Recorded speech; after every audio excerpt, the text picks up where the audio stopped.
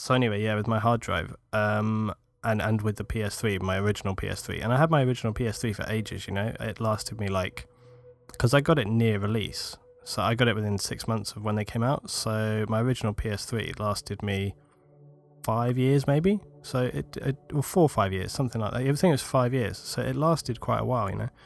And then I got the typical sort of yellow light of death. I actually I didn't know what it was for a while because on Bad Company 2. Did you have that one? Yeah. Yeah. So on Bad Company 2, you know that sometimes it would just randomly crash.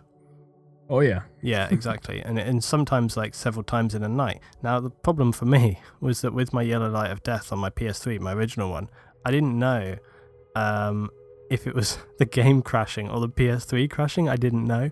But eventually it got to the point where I would try to turn on the PS3 and it would just immediately like crash out again. It would just go and just turn off. And I was like, okay, yeah, this is a problem.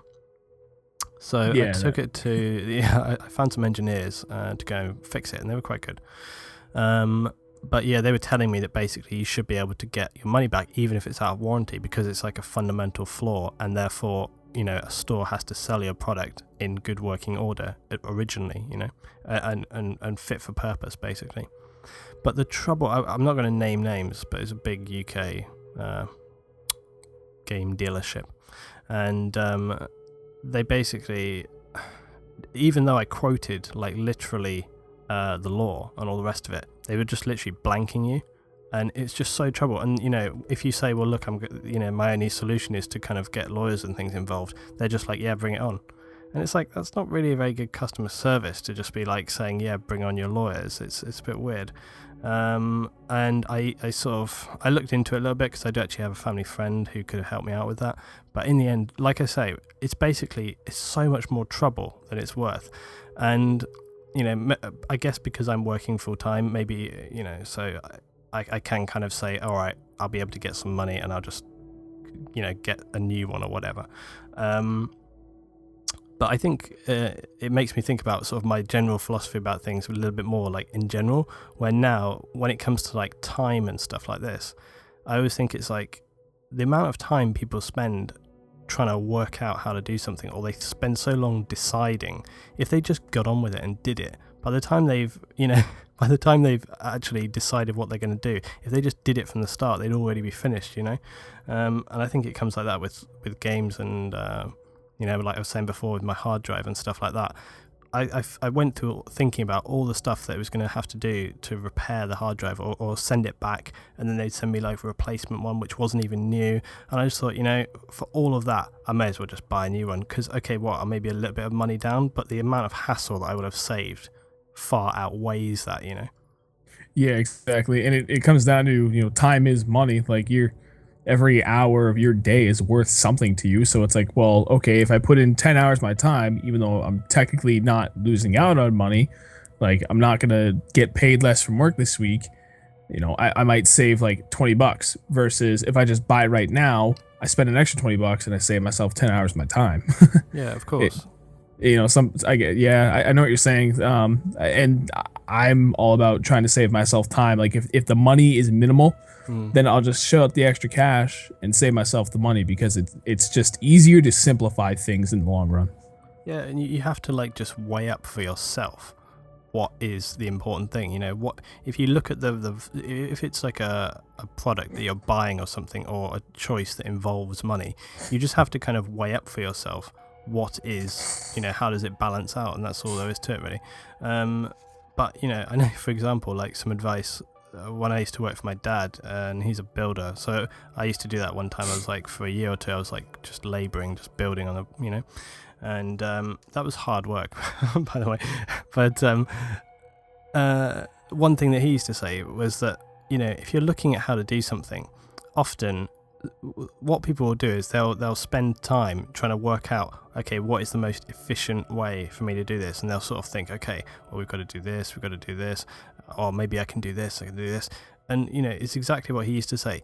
If you just got on with it from the start and didn't worry about thinking about how was the most, how you could save yourself time and energy and all these things, if you just got on with it, then by the time, like I said before, by the time you've actually completed it, that'd be the time. And I've had this. I've had people working with me and stuff in various jobs and things like this, and people have spent so long fussing and fiddling around with things. If they just if they just cut out all the crap and got on with it, then that would be it. And I've often thought about that with my journey to work and stuff like that, with commuting. If I get delays or something like that, with the trains or the buses or whatever like this, and it's you see people, if something happens, people don't quite know what to do. They're like, shall I wait here for a bit? Shall I go and find another way home? What am I going to do? And they spend so long working it out that by the time they've sort of realised what they actually want to do, they've spent like 15 minutes deciding, and then it puts them into another situation because they've spent so long there already. They're not sure if they then should go or not. So I've tried to change things around for myself, where I'm like, okay, if something like that happens, I make an immediate decision. I either stay or go, and that's it. Because if you waste so much time thinking about what you're going to do, you may as well just stay there anyway. But anyway, that's how I go. Yeah, and you're right. Like the the lack of decision, or your indecisions in the end, will cost you far more time than it really should. It's just like just pick a destination, just make up your mind and do it. And you're either gonna save time, or you're gonna end up using the same amount of time that if you had stopped and thought about it, like, what's the most efficient way to go about this? Just do it. Yeah. It's just gonna make things easier for you in the end. Yeah, absolutely. And I suppose we could bring that back to games, which I should probably try to do rather than just rambling on. But it does actually. It applies to games, and it applies specifically to something that I was having issues with yesterday or whatever, which is that when we were playing Close Quarters, the new Close Quarters maps, and they're so based around speed and time and choices. Okay, do you go left, do you go right, do you go to B, do you go to A, what are you going to do? And this is almost exactly the situation I was just talking about right now. And I was saying to my guys, I was like, don't wait for a base to be fully capped, and also don't dilly-dally around. Sorry, that's a really English way of saying that. But yeah, you've got to just choose. So like, if you're playing Close Quarters maps, and specifically Domination, just decide so quickly. You have to make all your choices very, very quickly. So it should be a case of like, as a base is literally about to be capped, we're talking 2 seconds before it's capped, you should have already decided where you're going to go to, and you just go there. And also, I'm going to make a video about this actually. I want to make, and I'll try and get some little animations, and like I've done on some of my other tactics videos, where I draw like stuff above them, and I sort of do like kind of some people said it was like on football tactics and things, where they have post-game analysis and they sort of draw lines on things, and I've done that using my tablet and stuff. But I wanted to show how people need to choose, because often with Domination and things like that, they often have 3 bases, and the games go so fast that it's like you can always predict where people are going to go, because it's like, if you're in control of C and you're in control of B, let's say, and sorry, think about it this way. Okay, let's say they've got A, we've got B, and we are just capturing C, all right? Well, it stands to reason that they're not going to come straight to C, because we're already there. They know we're all there because we're just capping it up. So they're probably going to go to B. So even if it hasn't started being capping, rather than attack A, you would be better off to go to B, clear it from anyone who's coming there, because they will be going there. So you clear that out, make sure it's safe, and then push on to A, rather than just going straight to A. Because otherwise what happens is you just end up capping, your base swapping all the time, and then you don't gain enough of a lead. And that's something that used to happen with me in WoW all the time, because when we used to play WoW, did you ever play World of Warcraft? No, I never did. They used to have a game mode called Arathi Basin, and it was the one that I was best at, really. Mainly because I used to be in control of like a 15-person team, and I would just be like, you go here, and I need you there, blah blah blah. I was quite good. It was a big map as well, because you had to like ride around between the bases, and the distances between the bases were quite large. So choosing where you wanted to go to, a little bit like Karg Island on Conquest, and any of those large maps when you play on Conquest, the distances in between are quite large, so therefore pre-choosing where you want to go to is quite important. And even though these bases on the new Close Quarters maps are much smaller, it kind of almost amplifies that decision making, because if you're playing on a large map, when you choose to go to a location, that's going to have like a big impact on the game. But on the smaller ones, it can also kind of do so, but just in a much faster way. It's just like the close quarters domination maps are just like it sounds so stupidly simplistic, but they're just like the larger maps, but much faster, because a game on that would be like 5 minutes, whereas a game on Karg Island on a big conquest might be, I don't know, 40 minutes or something. It can last a really long time. But I don't know. But I mean, how have you found the smaller conquest maps and stuff? I like the idea of it, and they actually did a pretty good job of executing it, but it still left me like wondering. No, that's not the right word. It still left me kind of desiring a little bit more out of the game. Like it's always good just to have any new variety of any form. We got 3 new game types. We got the 4 new maps. We got the 10 new weapons. But when you actually really think about it, we only got 1 new game type. The other 2 are just kind of like a variation of existing game types. But we can discuss that later. As for the maps themselves, I like them. I like the idea about it. I know a lot of people were assuming that they were going to be really small. And when we had done a preemptive review on these maps, we had said, listen, like outside boundaries of the maps, it might be small compared to your traditional Battlefield map, but it's all vertical. So overall playable area is probably actually going to rival any of your average Battlefield 3 maps. And it definitely held true. I think they did a really good job. The only exception I have to that is scrap metal, I think it is. I forget that name in that map. And that's the only one I'm just not really a fan of. I feel like they could have executed a little bit better. The flow just doesn't feel right. But the other maps, I think they actually did a really good job. Yeah, I totally agree. But I feel like as well that I feel like the DLC for the close quarters is being talked about so much now. I don't want to go on and on about it, because I feel like as well when it came out, I did so much in the first week. I was literally just burning myself out for the first few days trying to get footage and content out for people and things. And I feel like I've said everything that is to say about it. But I think there is some still bits and pieces to talk about here and there. But then similarly, I could do that with everything in the game. So there's so much that I need to do and so little time to do it in. Yeah, no, I hear you there. So, but with the newer DLC as well, the one coming up next, which is going to be is it Armored Kill or? I do believe it is name? Armored Kill. I can never remember the name. I'm bad with it. Yeah, look it up. I was just about to do that. Yeah, look it up. But yeah, I talked a little bit about it, but I'm kind of interested. And they sort of said there's loads of people saying on the console side of things like, are they going to increase the player count? They surely are going to increase. But apparently they're not going to do that. Apparently they're just going to give us more tanks or something like that, so more people can have tanks or something like that. I don't know, but I'm kind of interested as to how they're going to do it, because it's kind of like I had talked a bit before about Battlefield being better for PC, and this is obviously quite a good example of that.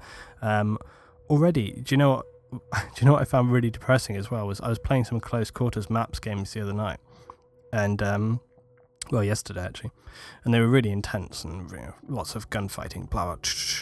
And we went into some public games, and oh my god, it didn't help that they were kind of slow, tedious games of Rush. I think I just got unlucky we joined these games that even though they were full of people, they were just the most boring games ever. But it did show me a kind of really irritating thing, which is that, but also a really good thing, it showed what the close quarters maps are good for, which is there's a lot of action all the time. And it is really good that the other modes can be kind of slow, because it gives you time to think and it gives you time to move and do lots of tactical stuff like that. But sometimes it can be so tedious. It's like I got like 5 kills in about 3 games or something, and that was like complete rounds for each. Seriously, that's how bad the games were. And I was sort of moving forward, but my game style isn't always like super aggressive, so I don't always just run at the front and things. So I was going kind of steady in just my normal kind of gameplay style, but that was totally insane. We were playing Russian. They had the same amount of players as us, but they were absolutely pathetic. They just didn't seem to really do anything at all. And I can understand how you might sometimes get like 2 or 3 people in a game who don't do anything, but how can you have 10 people doing nothing for game after game after game? How can that happen? I just find that absolutely insane. It's just, do you get that very often, or? Yeah, actually what I run into is that everyone is trying to go so try hard mode on these close quarter maps that everyone's just running and gunning, which is, it's fine by me. That plays to my strengths.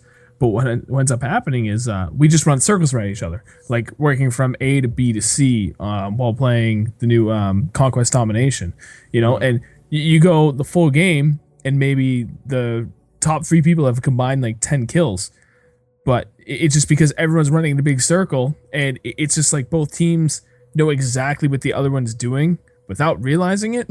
Yeah. So no matter what you do, the other team is doing the exact same thing. So you never get to catch up to anyone. And that's the only thing I've been noticing. They've done such a good job of adding so many different routes to run that it makes it near impossible at times to actually run into someone and get those close quarter engagements. It's like, okay, this entire time I've been maybe 20 meters from this one guy, but I just can't catch up to him. I should say that those games I was talking about where they were really slow, those were just normal battlefield maps like Sane Crossing and stuff like that. If you just had like ridiculous, but how can you get rush mode on like a map like Sane Crossing? And we did Grand Bazaar as well. And again, it was just literally had no kills. But and the games that I had that were really intense and lots of kills and gunplay were the close quarter ones. So yeah. But now that you mention it, we did actually have some games like the ones you were talking about on the close quarter maps, and we were playing. It tends to be scrap metal, I have to say. That tends to be the one which is bad for it. Even Donya Fortress isn't too bad. I've been having to. Okay. Earlier on today, I edited a video. In fact, it will come up. It will have been a video that I've posted already by the time I post this up. But yeah, I was editing a video, and you know as well that I hate editing out my footage because I like to always keep everything in. But there were so many periods on the close quarter maps where I was just running around for like 3, 4, 5 minutes. Not 5 minutes, like 3 minutes, just running around. And then I get one kill and I get shot in the back. And I'm just like, for Christ's sake. Nobody wants to see that. Like, I like to keep all my I like to keep all my deaths in and stuff like that. But honestly, even I'm going to cut out 4 minutes of just me running around trying to find someone. So it's kind of irritating. But you can have really intense games as well. There was like that game I posted up of like a 40-minute round. And that was good. That was really intense. It was quite consistent. But it tends to be that Zebra tends to be the most consistent because of its size. It's just so small. And scrap metal kind of 50-50, just really depends on how hard the team are playing. If they're really playing hard for the gunplay and they're moving around a lot, then you can often get some good combat there. But the bigger ones, yeah, it can really be 50-50, whether it's just dodging each other or actually fighting. Yeah, no, I hear you. And actually, so I can answer your question accurately this time. As far as playing Rush like on just the classic Battlefield 3 maps, I know exactly what you're saying. It's funny because Fake Thriller and I were playing the other night. I think like Friday or Saturday, it was before my hard drive crashed again, and we were saying that it was like we got into one of those games where we just steamrolled people, and it wasn't even just us. It was like there was like 3 or 4 other guys on our team that actually wanted to play the objective, and before you know it, the game's over. It took like 8 minutes, and the guy with the highest kills is like 5 kills, and that goes on for like 3 or 4 games. And I'm with you. I don't get it. Like, how does something like that happen? How do you get that many people in one lobby that they're just not engaging? They're just like, you know what? I'm just gonna hang over here in the corner. You guys do your own thing. I'm just here to hang out. It's really weird. It actually really pisses me off. It's like I've said it before. I'd rather have a really intense game and lose rather than have a game where the players on the other team just don't play. But I don't understand, why the hell would you join a game to not play? What the fuck? Like, seriously, it's just so annoying. I just don't get it at all. It makes me annoyed, it really does. I don't get it. Why do it? Why join and not play? It's so annoying. Yeah, I just don't get it. It's really, really irritating. I mean, even if I get stuck on a team of people that suck, and unless we are literally being absolutely destroyed, in which case there's no point playing. But if my team are they're kind of playing but not really trying, I'll stick through it and I'll play on. Yeah, and I like to just stick in the game and fight it out, even if my team are really, really crap. I'll give it a go, for like one game. I'm not going to stay. I'm not like I'm not looking for punishment. I'll stay for like a round or two, see if they actually pick up. Because sometimes I find that if you do the same thing as your team, and I've said this on other videos, if you actually start to kind of lead by example, often people will go, hey, this guy's actually trying, let's help him, and it often kind of boosts the morale of your team if they see you trying really hard. So I think it's really dangerous for people to fall into the trap of like, oh, our teams suck, so I'm just going to sit back and like pick up the kills and things. If you actually try and play and you actually fight hard, even if you're getting destroyed by the other team, which is quite likely if you're 1 against like 6 or something, but yeah, you know, I like to try, and then who knows, sometimes you can turn it around. And I've had this on games before where we've been outnumbered or whatever, and I just try my best, you know, I just try and get in, I try and go for the objective, and sometimes it wakes people up and they go, oh yeah, actually that's what we're supposed to be doing, you know. Right. No, you know, it'd be nice if the team chat wasn't just stuck with your squad. You could talk to your whole team, because that would be phenomenal. It really would, just to be able to like tell your whole, like, well, actually, I guess it really wouldn't matter to me too much because I'm on Skype all the time. But I guess if I had that option, being able to talk to my whole team, I would totally be on the rally. I would just first lead by example, like you said, and as people are starting to kind of get the hang of it, like, oh, wait a minute, that's what he wants us to do. That's actually a pretty good idea. I'd love to get on and just talk to all of them all at once. Be like, guys, seriously, look what I'm doing. Now follow. The problem with that is if you think back to like Modern Warfare 2 or something, you know exactly how it goes. There'll be people playing stupid music and whistling down the mic and blah, blah, blah, all the crap that we've had before. Yeah, it's just a pain. So if they did do that, you'd have to be able to mute people. And I think it's very, you forget very easily that a lot of these people that are playing, they're not interested in really playing properly. They're just literally there to just screw around or whatever. So this is true. It is. It's kind of irritating, but you know, whatever. And one thing that I think would be really, really good to have is, did you ever play Killzone 2 or Killzone 3? No, I actually played just the beta for Killzone 3. It seemed okay, but for some reason I never bought the game. Oh, it was a really good game. Seriously, it was good. It was really brutal. I mean, for one thing, did you ever see the melee moves on it? Oh, yeah. They just destroyed the melee moves in Battlefield 3. I mean, if anyone hasn't seen that, go look it up. But for example, in Killzone 3, one of the melee moves is you grab the guy's head and you push your fingers into his eye sockets through his helmet visor, so it shatters all the glass, and you're like, and it's just, yeah, it's quite horrific, but it's very brutal. Didn't they do like a neck break as well? You grab the guy's head and do it like, just twist it around. It's pretty like Steven Seagal. It's just like click. I think you're right. Well. Yeah, they did that as well. But that wasn't the point that I was going to make. We were talking about comms, and one thing that was brilliant about Killzone is that with Killzone, I think I talked about this with Level Cap one time, but anyway, I don't know if I actually said it on a video though, but for anyone that doesn't know, because Killzone is obviously a PS3 exclusive, so it's PlayStation only. But with Killzone, okay, what you can do is, there used to be that perk with COD. What was it called? Where you could hear the enemy team. I can't remember all of a sudden. I know exactly what you're talking about, but I can't remember the name of it. People will remember and post it. That perk, okay. On Killzone, you didn't need that perk. You could just do it all the time. So it was like Battlefield. You only had squad comms, but if you weren't in a squad, similar to Battlefield now, you can hear everyone. But the good thing about Killzone was that basically you could hear enemy comms all the time, but only when they were in a close location. So basically, if you were around the corner from me and you were talking to your team, I could hear you there. So even if you weren't moving, I could hear you speaking, and you could actually hear enemy communications. So that was really, really clever part of that game. It was really, really good.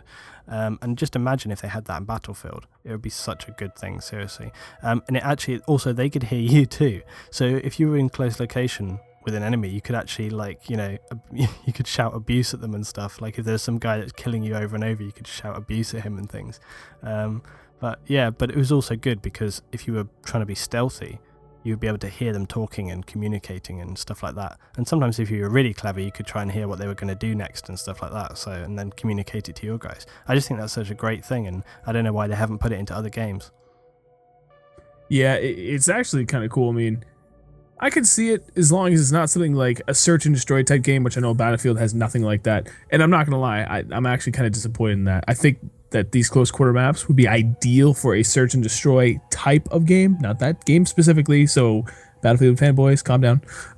Yeah. But yeah, that would actually be really awesome for like team deathmatch based games. Any sort of something like not games that really aren't objective based, other than reach the kill limit first. That would actually be really cool to be able to have that on every game.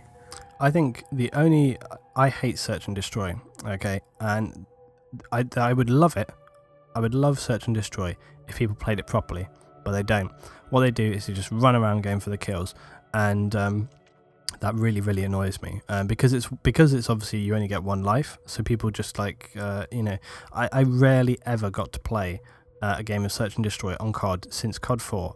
That whole period since then, I don't think I ever played, unless it was with my clan and we were doing clan any search and destroy just with in a private game. I don't think I ever played a public game ever where the enemy team didn't just completely ignore the objective and just go out for just pure kills on everyone. That's just how people played it, and I just thought it was pathetic. Seriously, it really irritated the hell out of me. You got such a perfect example of like a great opportunity for really tactical, skillful gameplay. Just people never ever did it, and I think if you did it in Battlefield, it would be exactly the same. People would just completely ignore the objective and just go for the pure kills. That's what they would do every time. The much better game mode in COD it came in with Modern Warfare 2, I think, was Demolition, and I couldn't remember that last time I was talking about it, but it's a really excellent game mode, and that's the one where you have 2 bomb sites, and also it's just like constantly respawning lives, so you don't have one life. So it basically becomes kind of like Domination and kind of like Search and Destroy, and you have to obviously destroy both actually no, it's more like Rush, but with only one base. That's pretty much what it is.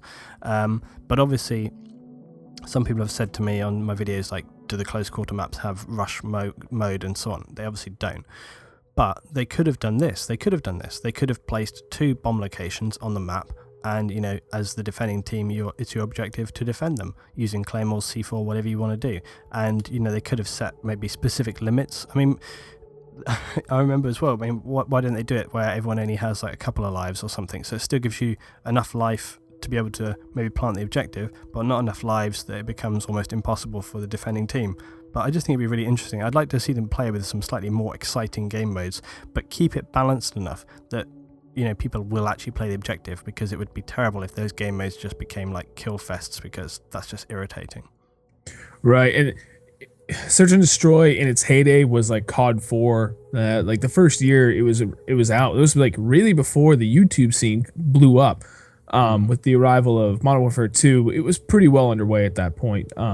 Still only a shadow of what it is today, but when Modern Warfare 2 came out, we tried doing Search and Destroy, but that's kind of when everyone started ruining it because of the kill cams and the YouTube scene blowing up. So it's like, it was a little worse than 50-50 on whether you're going to get into a good game where actually everyone wanted to play it for what it was, or you ran into what you were just mentioning, where it's just people going for kills, and specifically they wanted the kill cams so they can make their montage and get all that crap. But when we stumbled on a Demolition, that was our bread and butter. Like, that was our go-to game. We moved away from Search and went to Demolition because it was fun. You could play the objective, but you could still absolutely kill whore in the process.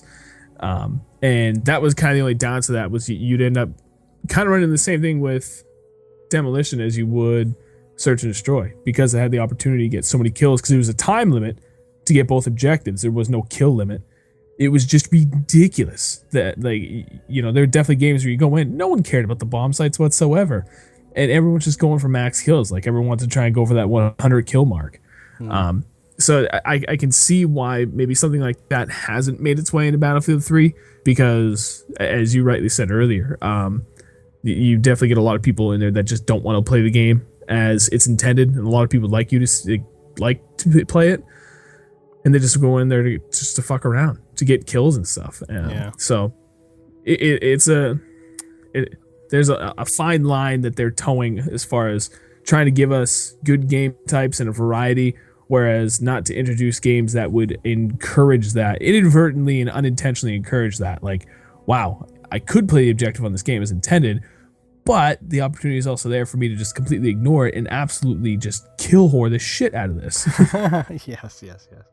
No, it's totally true, and I think it just depends. I think it comes down to the fact that people that play FPS are just play in a slightly different way than other games, and it's never going to be the same as other genres of gaming. It's just not going to be like that. And but that's why I think when they construct these games, they need to make them in a way that sort of helps people. It gives them a little push towards playing the objective. I think that's what they need to do. And I think if they don't do that, then obviously it's just going to deteriorate into a kill fest. And I think overall, for the most part, Battlefield, it kind of does that. But I think, with certain game modes, they could push it a little bit. Anyway, okay, I've got kind of a little interesting thing here. While we're talking, someone's just replied to one of my videos.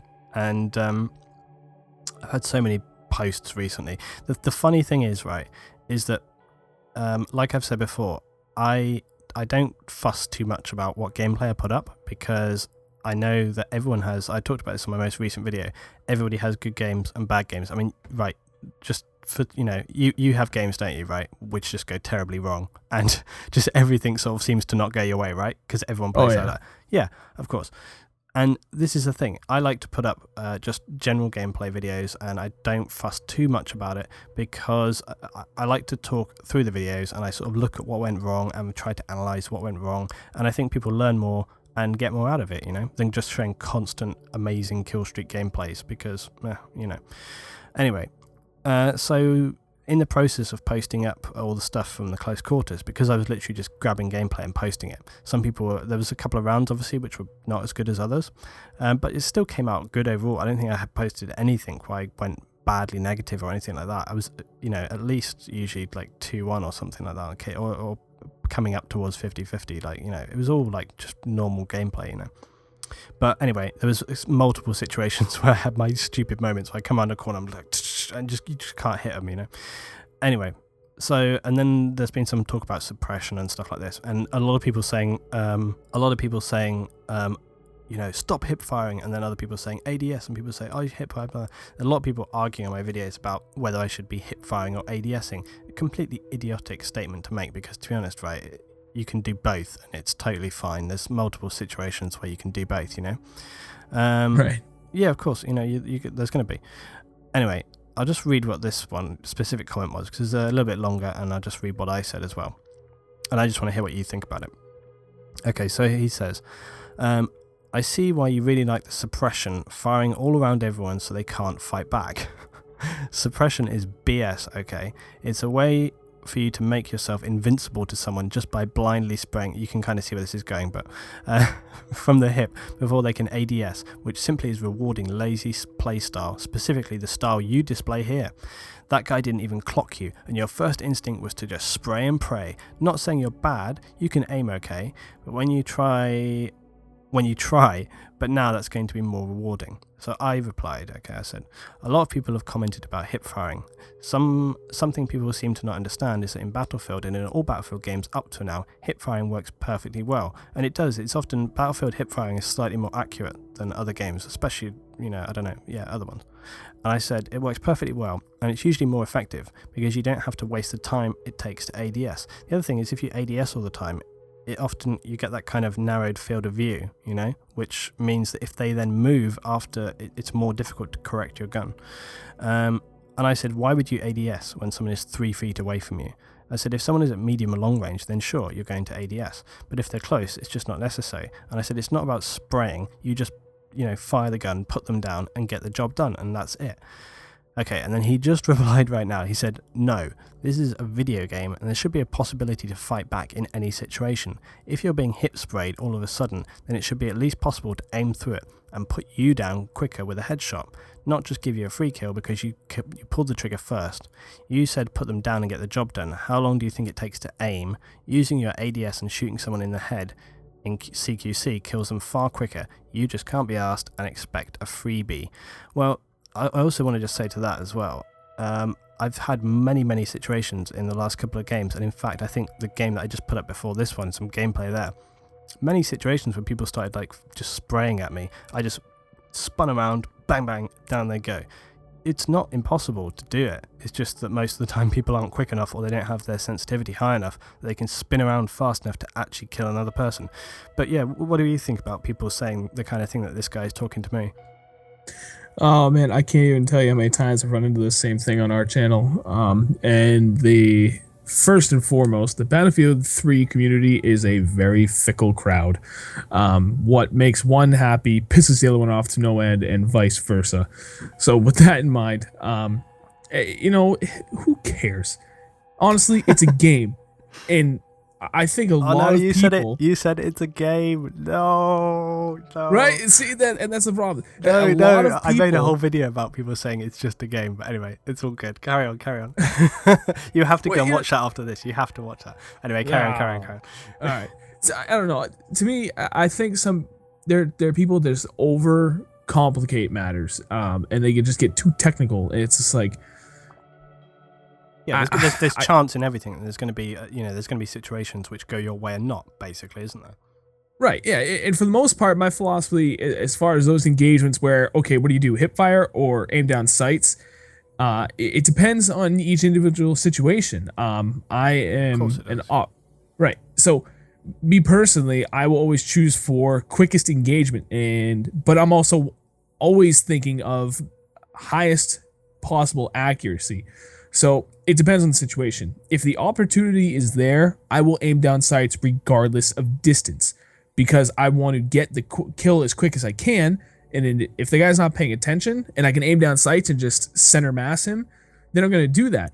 But if I think that they're going to turn at a point and I need to be able to swing my aim a little bit more quickly, then I'm not going to bother trying to aim down sights. I'll rely on the hip fire. But again, it's all situational. There's no definitive answer. It's just whatever happens. You get to weigh all these different possibilities in that single scenario inside of a half a second space and determine what's best in this situation. Am I going to hip fire or going to aim down sights? I really just don't think there's any blanket answer to that situation. Yeah, I totally couldn't agree more. It's exactly what I've said all along, and it really irritates me. And like I've said before, there's been multiple times where in several games recently, I come around a corner, close quarters to someone, and I pull my gun and I start to fire, and it's just one of these things. And again, this is not a case of like me sucking so bad. It's more the case that other people just don't post this footage because they don't want to, they don't want people to see that kind of footage, but it happens. And it's really, I'm sure you'll say exactly the same thing, that this stuff happens. And what it happens, as I go to aim, okay, I pull the trigger, and as I do, the guy moves to the right. So I correct my gun to where he's moved, and I pull to fire again, and he moves back and forth and back and forth. And I end up just click, click, click, click, click, shooting either side of him. And the analogy I used is it's just like when you're walking down the road and there's someone coming at you, and they step to the left, and you step to the left, and to the right, and the left, and the right. Sometimes you have these funny moments where you just can't figure out which way to go, and it just doesn't work, and then one of you eventually gets killed, probably both by someone else in the back, But, I mean, have you had situations like that where you just, they're just dodging all over the place, and you just can't get them down? Oh, absolutely. It happens all the time. Yeah. And I've gotten my fair share of comments of people like, oh my God, your aim sucks. Or, oh, why didn't you do this? Why didn't you do that? Like, well, you know what? I'm sorry that I'm not completely infallible and that I can come up with the perfect solution to every single engagement I have ever come across inside this game since the day I started playing it. Yeah. It's just not possible. No one is that perfect or that good. Sometimes shit happens.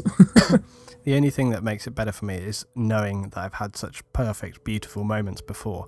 And I was actually saying to my guys yesterday, we were talking about some guns and stuff. And I'll tell you the story. I think I've actually got it on one of my videos. I should, if I can be bothered to find it, guys, I will link it in this video right here. But yeah, it was this great moment, and it was on Valparaiso on Bad Company 2. And we were defending the last base. We got pushed back to the last base, and it was a really good map, Valparaiso. I want to play Bad Company 2. I'm going to play it this week. Valparaiso was a great map, so good, so much jungle action, and the map really changed, because first you go down and you've got that first base, and then you go up the hill and you got another one, and then you go down, you got this little town, and then you're up into that horrible little kind of crow's nest base with trees everywhere, and then you go through the bloody gorge, and you got the helicopter, you can go over the top, and the whole map design was amazing, really excellent map, one of my favorites, complete. And then you had a Black Hawk as well, and the lighthouse and everything. Oh, it's just a really fantastic map, one of the best ones. They should bring some, what they did as well in Bad Company 2, they brought some Bad Company maps into Bad Company 2. They should bring some Bad Company 2 maps into Battlefield 3. I'd like to hear what people think about that. I think that's a whole video on itself. Oh, absolutely. But yeah, this kill, it was so good. it actually was it was totally fluky, it was not intentional. But basically, we'd been fighting so hard on the last base that I had not been paying attention to how much ammo I had left. Turned out I only had 4 rounds left in my gun. I was using the G3 iron sights. And the last base, you'd look towards that valley, the gorge of the previous one. Yep. And basically, I just spotted. I had no optic. I was just using iron sights, but I just saw this tiny pin of a silhouette moving on the horizon, and it was obviously a sniper or something like that. So I just I often would take long range shots with the G3 because it's so accurate, and you could hit anything with it. So I just aimed my gun, and I was just like, I spotted him. And then I just went for the kill, and I just did like a quick double tap. I just went bang bang, and I put 4 rounds, and they just hit dead on, and it was just like click click. And I went to put a few more just to finish him off, make sure he was going to go down. And I went to 5, it's like click, and I was like, what the hell? And as I realized I was out of ammo, he just went down, and I was like, yes, it's like the best kill ever. It's just like nothing more satisfied than getting 4 direct hits at that range, iron sighted. I literally could only see like a pin's head of a size. It was so small, and it was just, fantastic. Really, really good. I find kills like that a lot more satisfying. Like getting 1 perfect kill, I find that much more satisfying than running around a corner and spraying people in the back, because I've seen a lot of videos again online where people do that, and they post it up and people are like, yeah, you kick ass, and it's like, what? You're really good at running around people and then shooting them in the back. It's not a huge amount of skill involved in that, especially not on a PC map with 64 players where, the inevitability of running into a cluster of like 5 or 6 people anywhere on the map is fairly high, But yeah, I mean, what would you say? What would be one of your really standout kills? Oh man, now you put me on the spot. Oh man, it's got to be something memorable. I don't think it was a standout kill as much as it was a standout game where literally just everything came together. And I mean, I got all the kills. I took care of all the objectives. It's just like, if there was a perfect game, then absolutely everyone could sit back and be like, okay, that was actually pretty tits. I swear to God, my game would be it. And it goes way back now to COD 4. Like, shit, almost 5 years ago now at this point, which is kind of scary to think about. It's so long, isn't it? Yeah. And I was playing Search and Destroy. Oh, man, I don't remember the name of the map. Is it Creek? I don't know. It's got that tunnel. Oh yeah, that was underneath. One of the new ones. Yeah, I can't remember if it might have been Creek or something. I don't know. Yeah, there's I know the one you mean. It was one of the DLC maps. It was no, it wasn't that one. Oh, it was one of the original COD 4 maps. It was a busted up house at the top of the hill, and the snipers would always get up on that roof. Do you mean Overgrown? No, not Overgrown. I'm gonna have to look it up in a minute. Yeah, I want to look it up now. Yeah, go on. All right. No, I gotta look it up too. COD 4 maps, because it's gonna bother me if I don't know. Yeah, I'm kind of intrigued. Where is it? It was Search and Destroy. It was seriously it is the best game I ever played. Okay, I'm looking at a screenshot of it, but why you have no name? Link it to me, I'll remember. Just put it on the Skype chat. I hope this works. Open. Okay, let me just see here. Oh, that is one of the DLC maps. It is, yeah. Oh, it is? Yeah. I told you, yeah. I knew the one you were talking about. Yeah, it is. What's the name? It's quite hilarious, though, that the article you linked from 5th of April 2008, it says, Xbox Live, disappointment again. Oh, God. Anyway, yeah, carry on. Sorry, guys. Sorry, okay. Xbox people. Yeah, go on. So I think, I don't remember. I think it was just a 4-0 sweep. I'm almost positive it was. And I don't remember where we started, but seriously, it was the perfect game. I got like 2 or 3 plants and diffuses, whatever. I was touching the bomb all but 1 round. I'm pretty sure. Forgive me for this information and how shaky it is, because again, we're talking like 5 years ago at this point, and I could barely remember what the hell happened yesterday. But I do know for a fact I went 20-0 in Search and Destroy, and I wasn't camping. I was playing. Everyone that's seen me play knows my play style. I'm very aggressive. I like to play on the front lines and engage in the close quarters engagements. And I was playing just like that, and it's just like I was playing against a bunch of people that were all except for one were like higher ranked than me. It was everything came together perfectly. Got all the bomb plants. I got the one defuse or whatever it was. I killed 20 people. It was phenomenal. I had my highest kill streak playing Search and Destroy, but at that point, it didn't count. At the end of every round, it reset. And I was so pissed because Fake Thriller had like a kill streak of 19, I believe. It was either 18 or 19. And I remember texting him saying, I just beat your kill streak on fucking Search and Destroy. Take that, bitch. But yeah, without a doubt, that I'll never forget that game because like I know it's just a game, but at the same time, like I've got some pride in that game. I won 20-0 with Search and Destroy, and I wasn't playing like a bitch either. Well, this is why I've said before, when people say things like it's just a game, it's like it's not just a game, because it's time you invest and it's things you remember, and it's, you know, people enjoy it, they love it, so it's more. But yeah, when you're talking about games like that just come together, I think that just goes also it you know, like we were saying before, you have bad games and you have bad incidents in games, but equally you have perfect moments where everything just seems to go together. And it's the same with me recently on certain games I've had, and you know, you get games where, you know, it's kind of average and you sort of, you know, you kill a few people, you get killed, you run around, you blah blah blah, and then you get other games where you come around a corner and there's a guy, you take him down, there's a guy, everyone just kind of comes into the right place as you move forward through the games. And so, you know, it really is chance. And this is the thing, there's so much chance in FPS games, much more than other things, much more than other games. There's so many situations which are out of your control. And that's why as well your team really matters to you in how the game progresses, you know.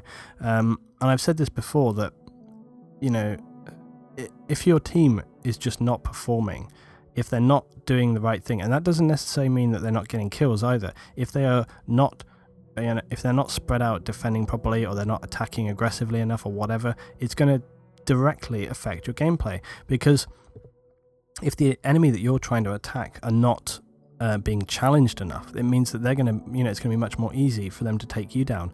Similarly, if you're on a team deathmatch game where your team is getting destroyed, it's going to be much more difficult for you, because as you approach any situation, there's a much higher chance that you're going to be facing more than one person from different angles. So it's just going to make everything much more difficult. And that's why I say FPS games, there is a huge amount of chance, and there's so many factors involved in how things go down, you know.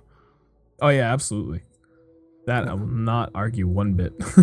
But I mean, as well, it comes down to guns and things like that as well, and there's so many situations and things like this and blah blah blah. And you know, I've spoken to a couple of people as well recently, and people are talking about like you know, guns could be tweaked, kits could be tweaked, things could be a little bit better, they could have been designed a little bit better. It's like on my interview that I've had with Ty Kelly, and he's, you know, really in the industry, he's worked on designing games a lot, and he knows all about this stuff. And, you know, it's like when I've said to him before, if you actually bother to think about how complicated it is to set up all the parameters of a game inside, how guns will fare against each other, the physics of it all, blah, blah, blah, there's so many sort of variables there, that then when you apply that into a live game and all the chance situations and then people's different, you know, connections of servers and things like this, there is just so much variability there that it's going to affect your own personal gameplay and things like this. You know, it's just, there's too much to contend with, and it's almost, from that point of view, very, very hard to get any kind of sort of consistent gameplay out, you know. Okay, but going off of sort of FPS games slightly now, something that I was thinking about, and I kind of was maybe going to do a video about it, but I thought, yeah, we'll just bring it in here. So I was thinking about Fallout and Skyrim recently, and I assume you've played both, have you? Actually, no, I haven't played Skyrim, but I think I played co-op on Fallout like one day at a friend's house, but my memory is like really shaky. I think it was the first one. Okay, well, it might be more difficult to answer my question then, but perhaps you'll have some alternate thing. But I was thinking that with Skyrim and Fallout, you know, I the thing that I really find weird, I love the format of both the games. I love the open worldness. I love the fact that you kind of, it's so immersive, you know. And with, for example, the first Fallout, I played pretty much right the way through. And then with the DLC, I got really into that as well, and with Skyrim as well. But what I find is that I play them for a while, and then like really quite intensely, you know, I'm so involved in it. and then it just kind of peters out. I just kind of lose interest. I'm just kind of like, yeah, go to a house, blah blah blah, and I just kind of can't seem to get involved. And I was thinking today, is it because they're not very linear? Because they're very open. They give you almost kind of, you can choose how far to go or what to do or how difficult it is. You can really choose for yourself. Whereas with something more like a linear game like Dead Space or any kind of campaign on an FPS game, it's like, it's very, very linear, and you go from like point to point to point to point. Adventure games as well, like maybe Tomb Raider and stuff. You don't really have any choice as to what you're going to do. You literally have to complete that level before you progress to the next one. Whereas with the much more sandbox open world games like Skyrim and Fallout, where you can kind of choose to follow the storyline or not, you can just go off and do whatever you want. I was just kind of curious recently. It kind of annoyed me because I really want to get into them, but for some reason I just can't do it. Like my brain just won't sort of. I start playing and I get bored. I just kind of go, I can't be whatever. And I don't know what it is about it. So have you ever had that? Yeah, and I just realized you said Fallout. I have for some reason in the back of my head I was thinking Resistance. I don't even ask me how I got those two confused. I was thinking how you played co-op, but yeah. Right, so that would explain that. And no, I have not touched Fallout at all, but I have hung out with like Fake Filler's house and watched them play. Because me personally, I struggle to get into games like those, and I really, really liked Batman Arkham Asylum, and I loved Batman Arkham City. I thought they were phenomenal games, because they were a bit of a mix of both. Like, you had a pretty clear-cut start to finish, like, this is where we want you to begin, and this is your end point. However many side missions you want to do, there's only so many, but feel free to do them if you choose. Like, that's kind of how I looked at that, and those are kind of able to keep me focused in on, like, I can do games like that. I'm a very simple guy. Like, I just pretty much want to cut and dry. That's why I like first person shooters so much. It's a very, very simple game. I just like that. I like to keep it simple. Like, I like having a clear cut objective. I guess that's what I'm really trying to say. Those open games like Skyrim and stuff. I've tried playing them and I never beat them. Like Grand Theft Auto, I guess is not quite like Skyrim. Maybe it is. I don't know. I don't really. I'm really bad at like completing games 100% as well. Like my girlfriend, she loves doing all the bits and pieces and getting all the things and like completing it. Same way as with PS3 trophies and things for people. I honestly just don't care. But I guess that's just me and my kind of demeanor. Some people love that and some people don't. In the same way that some people really like stats in FPS and some people don't. I genuinely could care less. Oh my god! Oh no!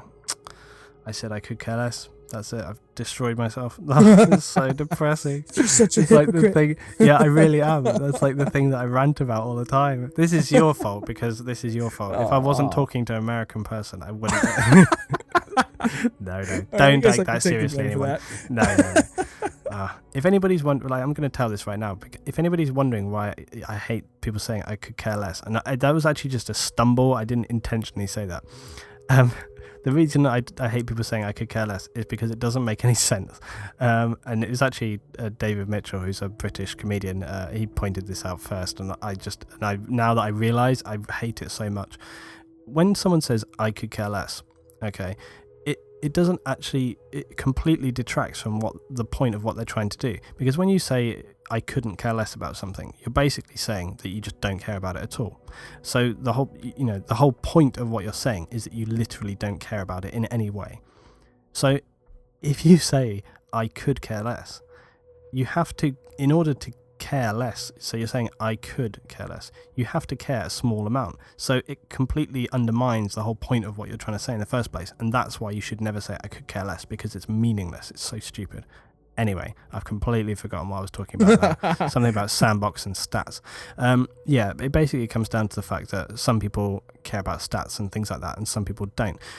Funnily, when it comes to Grand Theft Auto as well, I think it's sort of the missions and things for Grand Theft Auto are a little bit more balanced.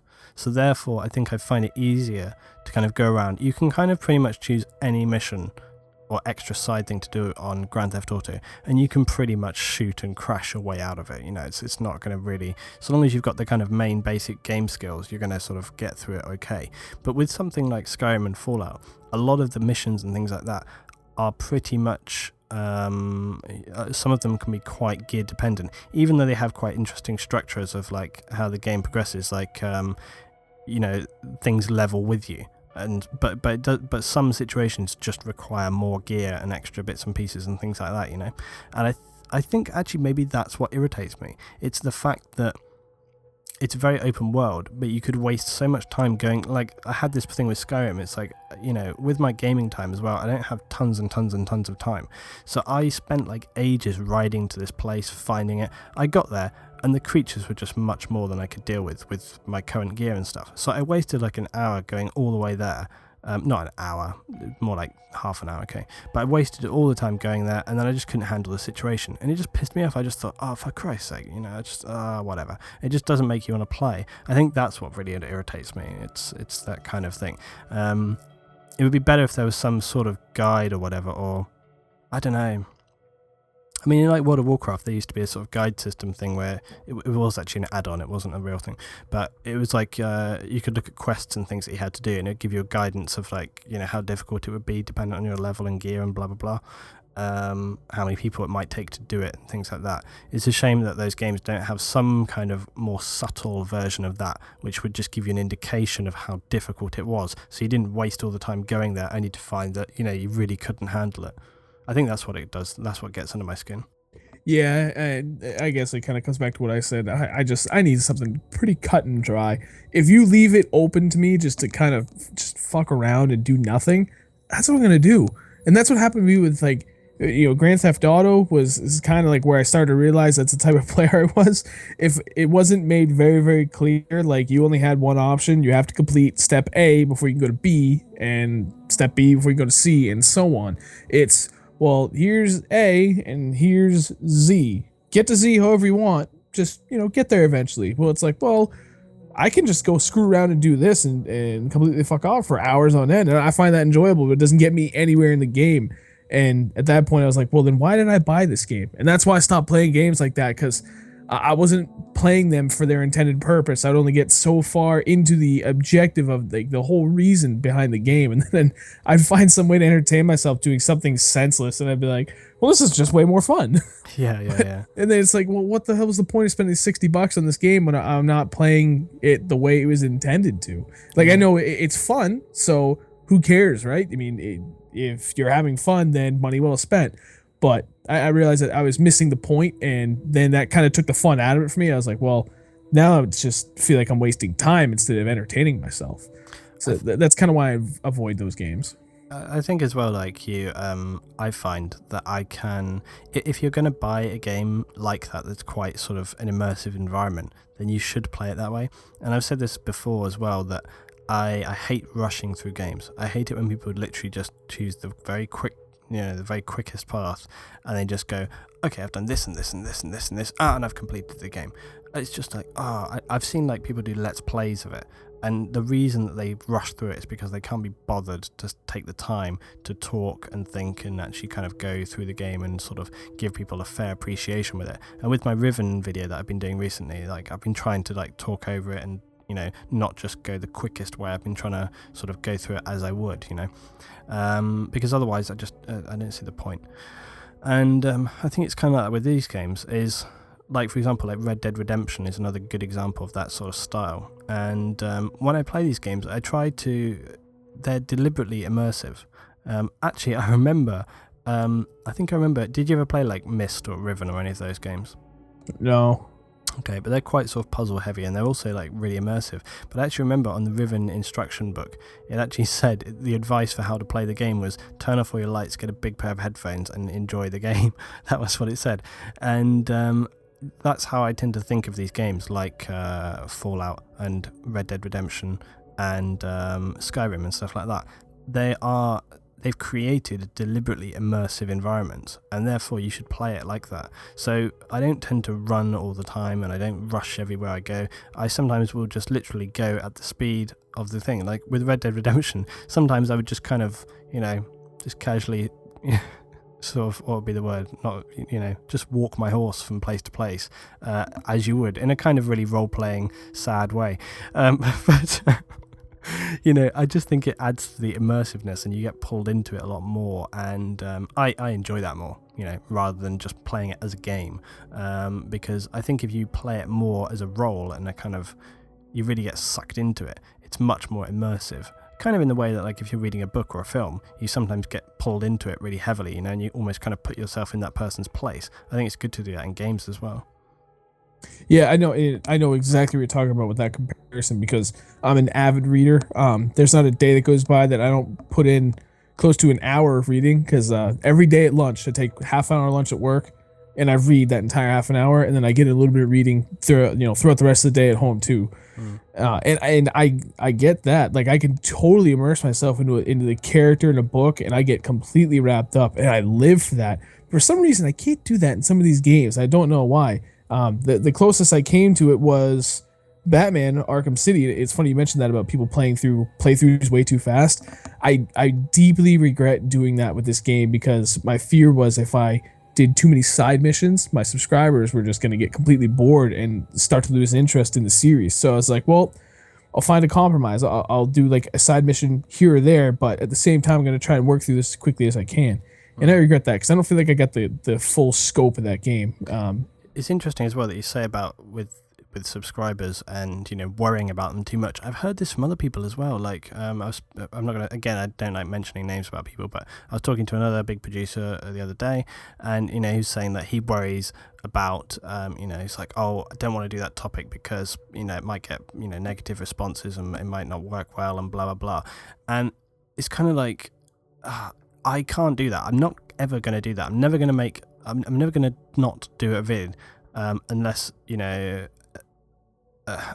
unless it was like a controversial topic, and therefore I thought, like for example, another producer. There's many people that I don't enjoy watching on YouTube, but I'm not going to make. And several people have asked me to make vids about that kind of thing. I'm not going to do anything like that, because I'm not going to just make a vid to like rant and slate another person. But when it comes to a game or whatever, I'll happily talk about a game that I don't enjoy or whatever, like things like that. So when it comes to subscriber base and what kind of stuff to put out for them, like you're saying, choosing to deliberately kind of skip over some bits and pieces. The way I think of it when I make my videos is I'm making my stuff in the way that I like to do it, because I want people to appreciate the way that I play games, and I want people that are like-minded to kind of look at what I do and go and enjoy it for that reason. And I also want to try and get people who maybe haven't thought about playing a game in that way or thinking about something in that way to kind of come on board and go, hey, I hadn't actually thought about that and I actually like it. For example, a couple of my things that I posted recently, I posted a video about this film Baraka, and it's kind of a really arty sort of film about just the world, and several people posted. I said to people, like, just go and check this film out, and you might surprise yourself. You might actually like it, and even though you might not. Several people have come back already saying, I really didn't think I was going to make it through this whole film or like it in any way, and they said that they really, really did. So it's quite surprising, what people can get out of things. And so I think that directly relates to like how I do my videos and stuff like that. Yeah, as far as I really don't care as far as subjects go. I will broach pretty much any topic so long as it's mature. Like we've had some people that wanted us to discuss like some of the drama that sometimes goes on YouTube, and it's like, to what end? I view that as very childish. I'm not in high school or middle school anymore, and I'm not insinuating that a middle schooler or high schooler was trying to bait us into doing this type of commentary, but that's just kind of how I view what the situation would spin out to. I equate it to going back to high school and just, being all gossipy and talking behind people's backs. And it's something I'm not interested in. That I will never, ever get into. And that's just me personally. I don't care what my subscribers think about it. Me personally, that's just, that goes against the grain of my character.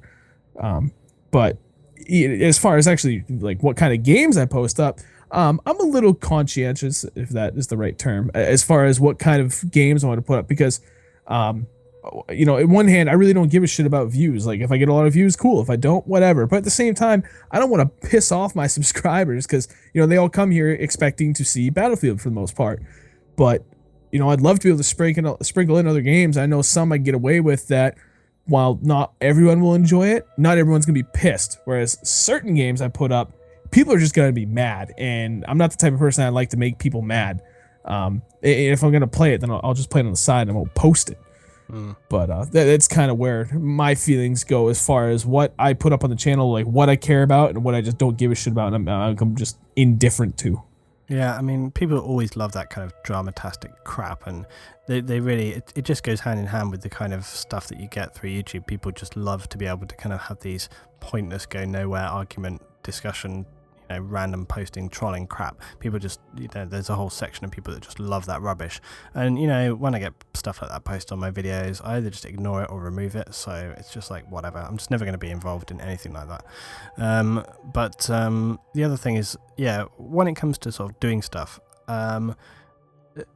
from what I've said as well, it's not that I don't ever think like, don't think about your subscriber base, because I've actually said this to people as well recently. I've said I'm really pleased now that I have such a good core of, you have like your core subscribers, the people who will always watch your videos and they like what you do and they'll get involved, and you can talk to them about the stuff that you're working on, things like that. And that's a really, really good place to be at, because that when you make stuff, they're going to appreciate it, and even if they don't like it, they will still appreciate where you're going with things and what you're thinking about stuff. So when I say that I'm going to do things like how I want to do them, it's not to say that I don't ever sort of think about the people watching the videos and stuff, because at the end of the day, you're making stuff for people to watch, so you obviously do care about what other people's opinions are of the stuff that you're making.